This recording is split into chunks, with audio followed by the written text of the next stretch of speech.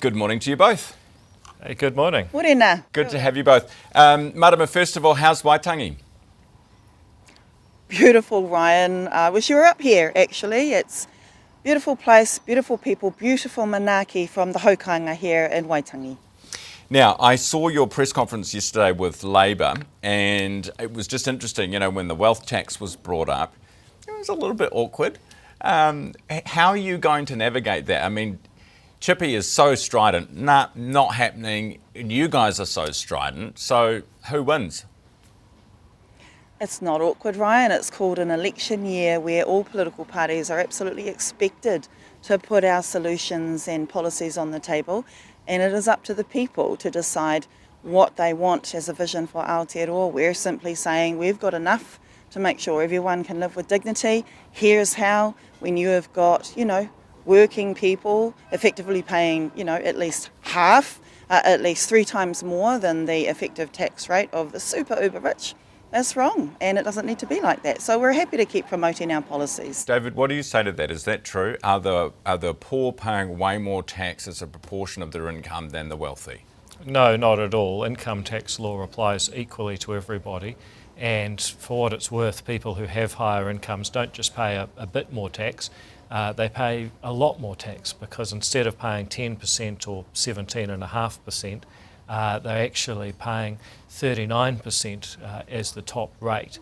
And actually, if you take the amount of tax that is paid by the highest earners, it absolutely dwarfs the amount that is paid by lower earners. Yes, now, but I'm not saying that's right or wrong, David, but those are the basic facts. Yeah, but you must admit that it's the type of income that matters, right? If the income comes from the increase in the value of a property or shares, not taxed as opposed to salary and wages. Yeah, you can certainly make the argument that through the period, say, sort of 2019, 2021, when Adrian Orr was printing a lot of money and house prices went crazy, you could say that a whole lot of households made $100,000, maybe more, because their house went up in that crazy period. Since then, house prices have come back a bit, so certainly you can make the argument, that's income, and if your KiwiSaver goes up, then that's income, and maybe all that should be taxed. I mean, you can make that argument if you like. But just remember, you're not going to give the money back when people make losses, and it's not actually money that you have in the bank that you can use. On the other hand, if you sell an asset and you've been trading it to make money, then you pay tax on that gain. So, you can go back and forth, but to say that poorer people are paying more tax than wealthier people, I mean, that's just totally nominally untrue. wrong. It's totally untrue. Marama, the critical minerals debate that we're about to have, do the Greens think we have enough industry at the moment? We have enough wealth being created in New Zealand? It's more about how we distribute that and chop it up. Or do you think we actually need more industry because we need to create more wealth in order to pay for hospitals and nurses, etc.? Well, you've just heard from David Seymour that he is quite happy for your view as teachers and your view as cleaners, your view as bus drivers, your view as police, to be paying effectively the impact, more tax effectively in terms of the super wealthy. No, I haven't said that. You can speak for yourself, Marama. Don't misrepresent me. It's my turn again, David. But talk about if you feel that yourself, you have to keep interrupting a woman, that's up to you. It's nothing to do with our I want to genders. be Don't clear Right, that at the moment give Marama a good shot. Just wait for him to have his little tenty, Ryan. I'm just going to wait. Is it finished? You go, Marama, you go. Okay.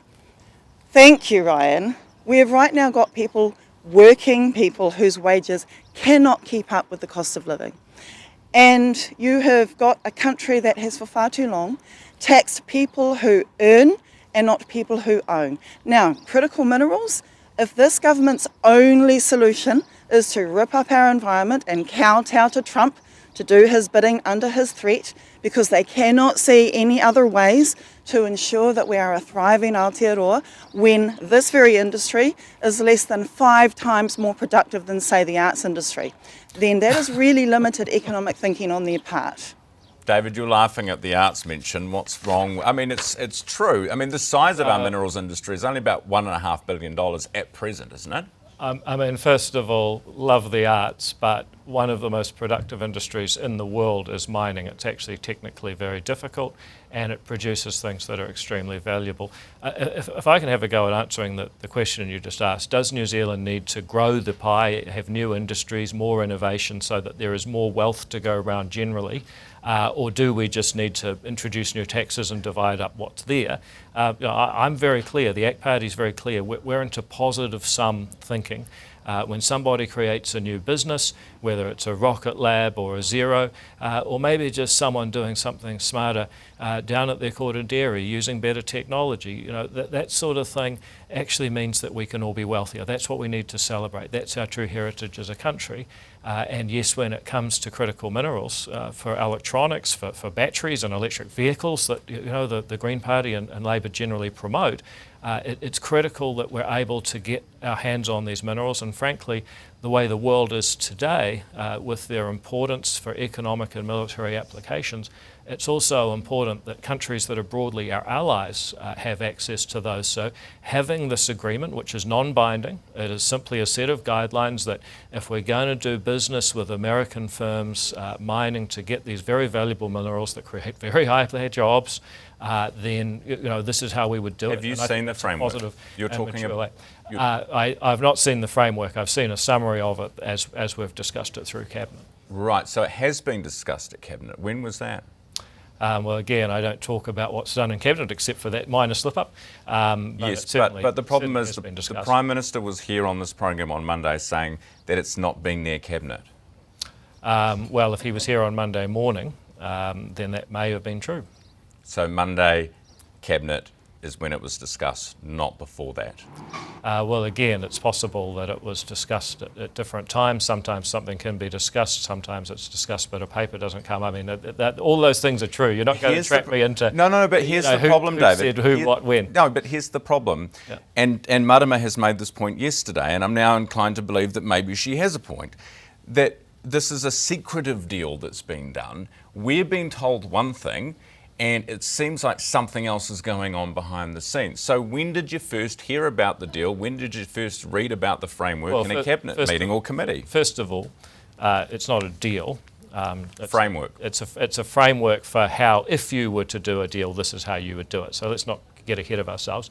Second of all, you're saying it's secretive. Well, you know what? When two governments start talking to each other anywhere in the world, whether it's some sort of UN, when did you first read the framework, see the detail of the framework? Well, again, I'm not going to go into all of the discussions that have occurred in Cabinet, but to say it's secretive, I mean, again, this is... Well, if you tell us, then we can clear that up. Well, I'm sorry, there's two separate issues here now. Number one is that if you have an arrangement or any kind of negotiation between two governments, it could be some sort of UN declaration on saving the whales, always there is a discussion between the officials from the two governments that goes on, and sometimes it goes nowhere and sometimes it's never talked about. That's not secretive, that's just diplomacy. Marama, do you want to wait? No, hang on a second. Yeah, all right. Number two, yes, it's been discussed by Cabinet, but you know what? It's quite normal for a Prime Minister not to talk about Cabinet. Yeah, but he didn't not talk about Cabinet. He said it hasn't been before Cabinet. Okay. So they're different things. Okay. Marama, your thoughts? And I think you'll find he was correct, but regardless, let's get away from the conspiracy thing. All right, Marama. Where's the transparency? If he really is negotiating in the interests of New Zealanders instead of in the interests of Trump, who wants to own the world and have all of the other countries do his bidding for them, then where is the transparency, Ryan? Finally, I want to end on something we can all agree on. School uniforms, Marama, far too expensive. Yes, do we need them? I've got 3 teenagers who have just come through schools, and I'll support the community of each of the different schools. But Ryan, so many costs have been expensive for parents for far too long. And the Greens have always believed in a way to actually ensure people have the income they need overall to make sure that we are able to send all of our children to school with lunches, with what they need, with housing, while at the same time this very government is making it harder for people to have incomes that earn enough and David, that keeps them safe. You've said the cost is totally outrageous for school uniforms. Oh, some of the costs that I'm seeing people have to pay are outrageous. So how do you stop that?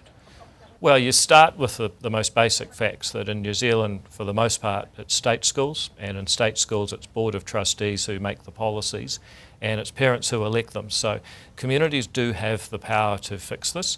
If people are frustrated and don't think that's happening, then that would be the first place to start.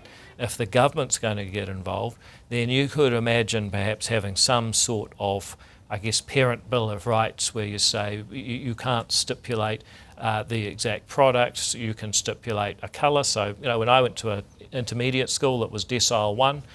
They said you've got to have a polo shirt and it's got to be black or red, and you've got to have a pair of shorts and they've got to be black. But you could go down to Posty Plus, Deca in those days, and you could get that for a pretty good price. Rather than you certainly didn't have to pay 10 times as much because it had the little Raumanga Middle School emblem stitched on it. Yeah, fair. Hey, good to see you both this morning. Thanks so much for coming on the show as always for our Wednesday morning politics debate.